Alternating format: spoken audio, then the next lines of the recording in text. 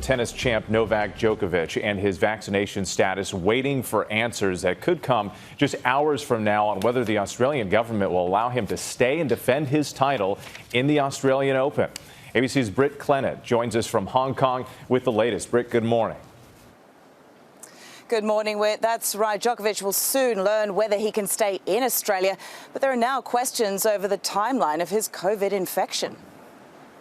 This morning, as tennis superstar Novak Djokovic is hours away from fighting his visa cancellation, anti-vaccine protesters and Djokovic supporters gathering outside the Australian Prime Minister's home in Sydney, cheering for the athlete's release. Others throughout the country feel differently. I think if it's our rule, it's our rule. That's it. No jab, no play. You have to tell the kids like that. You can't tell the adult different rules. Yeah, that's it. Attorneys for Djokovic will argue his visa be reinstated after the Australian government denied him entry days after receiving a COVID medical exemption to compete in the Australian Open. They will attempt to argue their case, and in this fraught political environment, the government of the day has got to stand up and be accountable. The opposition will try to attack them. So it doesn't play well for Mr. Djokovic outside of the court, but in the court, it's likely that that justice will prevail in the court. The Grand Slam champion confined to an immigration detention hotel normally reserved for asylum seekers until his court hearing later today. This as court documents indicate Djokovic's COVID-19 test results came back positive the same day he appeared in public, maskless, as evidenced by these tweeted photos.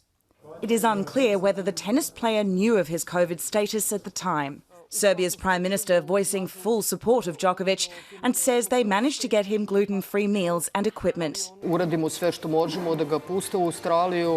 If he wins the appeal, Djokovic will be able to play in the Grand Slam tournament, facing alongside other tennis greats, many of whom have spoken out against the Serbian player. I think if it was me that wasn't vaccinated, I wouldn't be getting an exemption.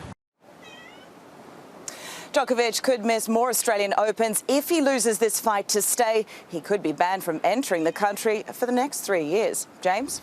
Thanks, Britt. Yeah, this is just such an extraordinary story. Let's get into it now with tennis analyst Patrick McEnroe from ESPN. Welcome, Patrick. Thank you. Good morning.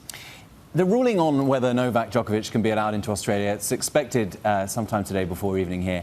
How do you think that's going to go? Well, actually, having gone through the documents myself and what his lawyers have put together, I think he's actually got an excellent chance to win the appeal because he did exactly what was asked of him as far as getting the visa, applying for the exemption. He followed all the rules that were put in front of him. Now, it seems that the rules changed somewhat as he was on his way to Australia. Of course, this produced a political firestorm from the public in Australia, and then the federal government got involved. And they do have the ability, the federal government, once you get to the border in Australia and they analyze your visa, they can overturn it.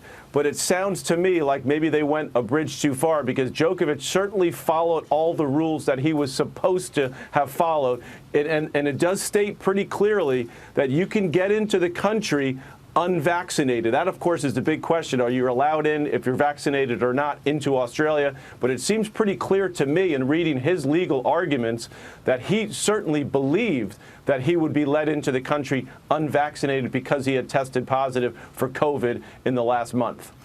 Now, I understand you've spoken to some of the tennis players who are there getting ready for the Australian Open.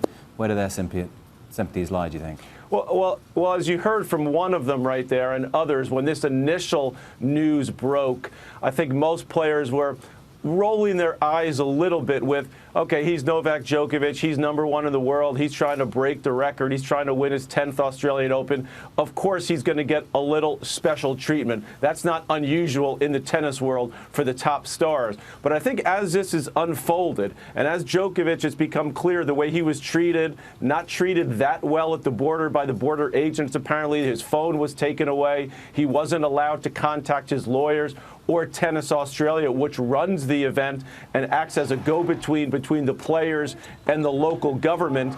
I think the tide is starting to turn. I think you're seeing players feel, Novak is standing up for his rights. He's standing up for us. Look, many players don't agree with his decision to not get vaccinated. This is going to continue, I believe, for Novak down the road as other countries start to put these more strict protocols in place just to be allowed to enter the country. Well, thanks so much for joining us, Patrick. Well, hey there, GMA fans. Robin Roberts here. Thanks for checking out our YouTube channel. Lots of great stuff here. So go on, click the subscribe button right over here to get more of awesome videos and content from GMA every day, anytime. We thank you for watching, and we'll see you in the morning on GMA.